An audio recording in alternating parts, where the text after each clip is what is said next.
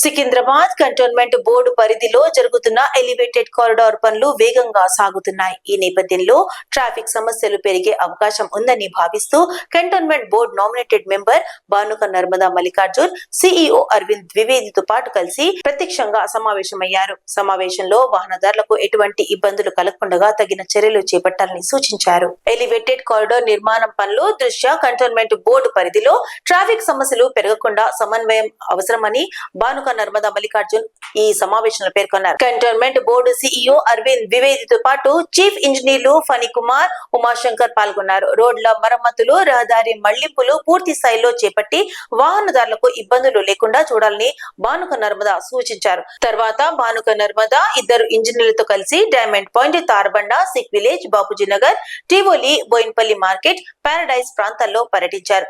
రోడ్ల పరిస్థితిని స్వయంగా పరిశీలించి తక్షణ మరమ్మతులు చేపట్టాలని సూచనలు జారీ చేశారు. ప్రజా సౌకర్యాన్ని కాపాడే దిశగా అన్ని శాఖలు సమన్వయంతో పని చేయాలని భానుక నర్మదా మల్లికార్జున్ అన్నారు.